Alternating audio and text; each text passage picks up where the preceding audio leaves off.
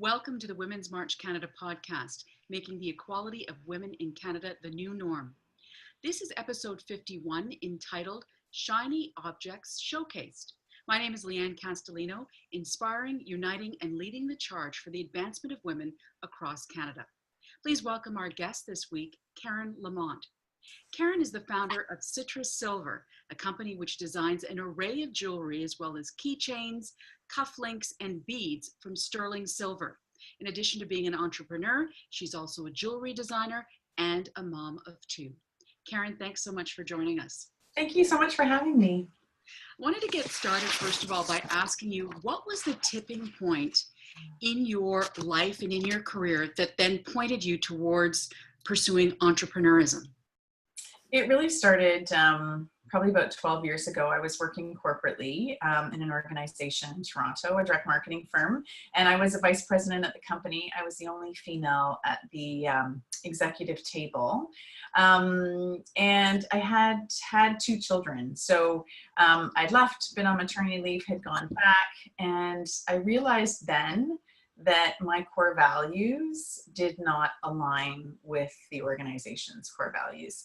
I think before I had kids, I went through the motions and I was all about trying to advance and, excel in my career, and I put that first. And then once I had children, I had much better perspective and realized that the core values of the company were just different from my own. And I wanted to pursue something that was more in line with the values that I had. So that was sort of the seed that started sort of the thought of creating my own business. I never thought I'd actually be an entrepreneur. I was always told at that organization I was a really good 2IC, which stands for second in command. So I was always a good 2IC, and I never thought I'd be starting my own company. But I think once you become a mom, you sort of you develop this courage that you never thought you had before. So I think I leveraged that to start my own business. Have you ever thought that in many ways your kids may have saved you? Or was it? I guess so. I don't think of it as saving me, but I suppose, I really do think that being a mom is what gave me the courage to leave. It was like the tipping point, right? So quite often, I think when people start their own company, or in my situation where I left sort of like a very secure job with benefits, a regular paycheck, that sort of thing, leaving that and starting on your own, there do need to be some triggers, right? And so yes, definitely having kids was one of them. All of a sudden, that honeymoon phase of parenting that I was in gave me a different perspective that I would not have had if I had not had children, and I would have just kept going in the role I was in. So yeah, you're absolutely right. It's created, having children has created these opportunities for me. How would you describe what it means to run your business, being an entrepreneur, versus what your expectations of that role were? Oh gosh. Yeah, for sure. Much, in many ways, similar, and in a lot of ways they're different. I think because I had the background of running a division of a company, I had the experience doing the marketing, the customer service, the HR, the legal, the financial part. So luckily I had that perspective already, sort of like the well-rounded business experience. I guess what I hadn't expected, which is the toughest part, is when you're an entrepreneur, a small business person, if you're working by yourself, it's really lonely. You can kind of get caught up in self-sabotage. So when you're by yourself and you don't have other people around you, the little voices in your head can be your worst enemy. And they're the ones that are sort of, if you can sort of imagine those two little voices, the voice that's giving you sort of positive feedback over here, and the other one is the one that's creating self-doubt. So I wasn't anticipating that, and that's probably been the biggest challenge. How have you overcome that?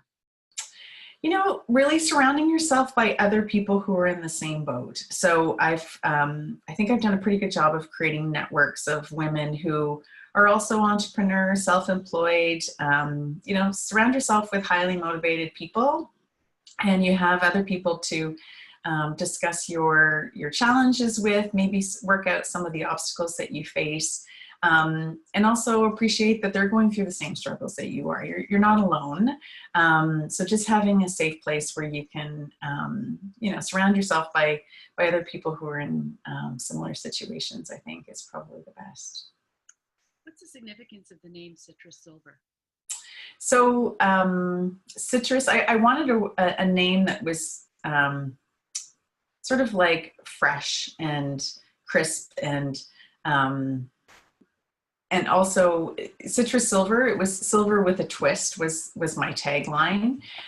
So the twist being the personalization. So the fact that I hand stamp each piece. You can see my stamping desk behind me.